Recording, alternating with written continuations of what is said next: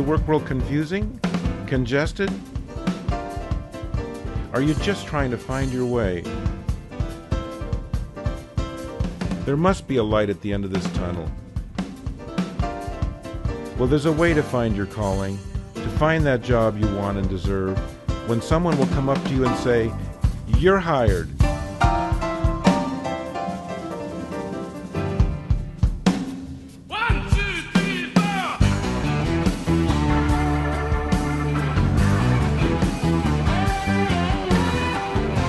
Hi, I'm Steve Piazzali, a career and life coach, and welcome to You're Hired, a show about jobs and careers in which we answer questions such as, how do I find work that makes me come alive?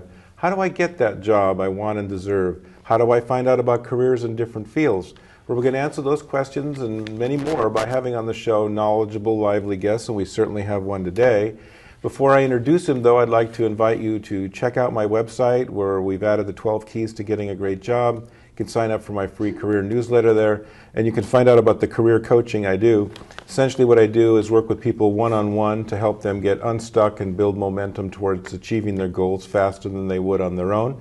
This usually saves time, money, and a whole lot of stress. You can find out about that at www.bayareacareercoach.com. Again, it's www.bayareacareercoach.com. Well, I want to welcome to the show Dr. John Krumboltz. And normally I memorize the intro, but I want to read you what he's accomplished. He's professor of education and psychology at Stanford University, a licensed psychologist, author of the book Luck is No Accident. We'll go over that in a lot of detail. He's received the Guggenheim Fellowship, designated a living legend in counseling, received the nation's foremost award in counseling psychology, been inducted into the Hall of Fame, as listed in Who's Who in America, and other than that, he hasn't done too much. Amazing. Welcome to the show, John. Yeah, thanks a lot, Steve. And what Hall of Fame are you in? You're in the baseball hall, you know. Well, I was very glad that you mentioned that living legend, because if you're going to be labeled a legend, that's the kind of legend I want to be. You want to be living. So, well, let's just jump right into it. You have a bit of an unusual idea about how people find the work they do and how they might be able to make a change. Can you tell us a little bit about that approach? Well, we call it a happenstance approach, and a lot of people misunderstand what that means. It means, though I don't have to do anything, I just have to wait for something to happen.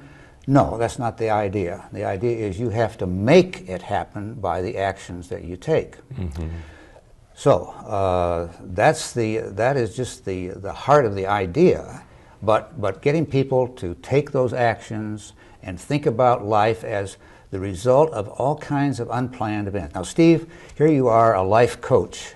Now, when you were 18 years old, had you decided to become a life coach? Absolutely not. I did not know at all. All right. When I was 18, had I ever decided to be a professor? Absolutely not.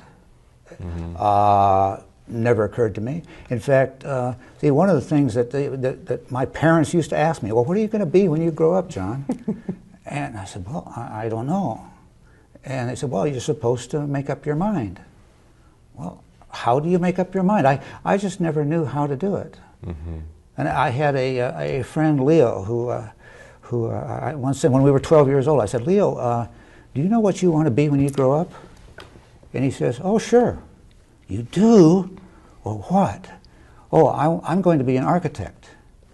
You are? How did you find that out? I thought, see, he's going to tell me the method that he used to find that out. Uh-huh. And he says, oh, I've always known that. Didn't help me a bit. Uh-huh. So how did you, tell us a little bit of your story, because it's a really interesting one. Just a few of the highlights, the chance events that led to you being a professor. Every job I have ever had was a result of chance events. Every single job. And I'll bet you that if you ask people how they got their job, they will mention some unexpected events that enabled them to do it. I mean, someone told them something. Oh, you ought to talk to so-and-so. Or, you know, people like you kind of ought to work over there. Or, you know, you never know what people are going to say to you.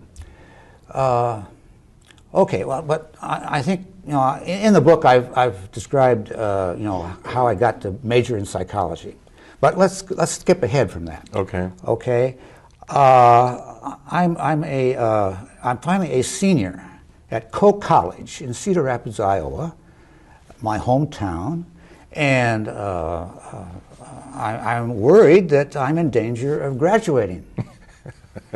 And I don't have the slightest idea what I'm going to do after I graduate. Mm-hmm. So I was working part-time for a professor there, Professor Clitheroe, and so I decided I would just ask him if he had any ideas of what I should do. So I go in and say, Professor Clitheroe, I don't know what I'm going to do after I graduate. Do you have any ideas? And he said, well, no, not really for you. But he said, oh, but where were you born? And I said, well, I was born right here in Cedar Rapids, Iowa.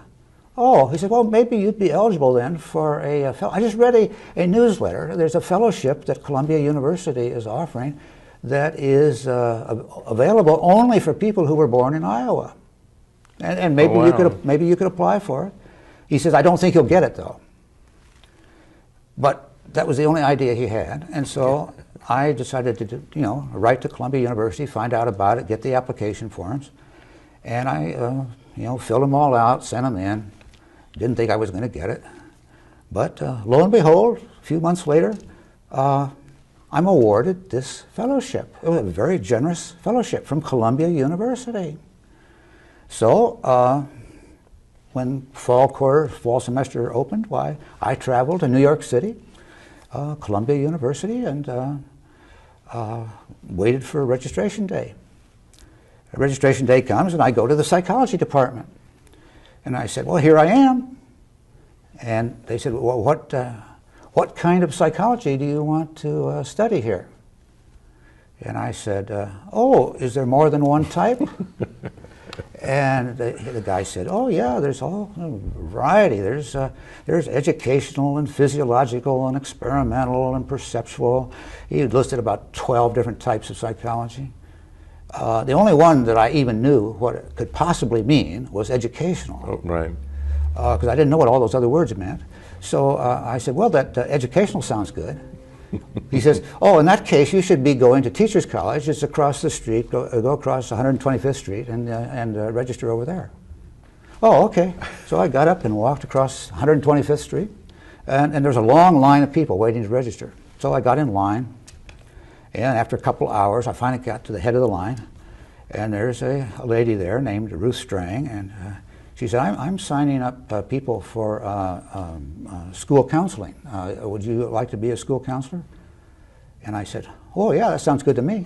And so I signed up for the course there, and I spent a year studying how to be a school counselor, and also how to be a secondary school social studies teacher.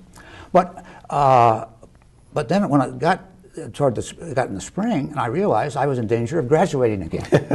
It keeps popping its head up. Right? And I said, I've got to get a job. How am I going to get a job?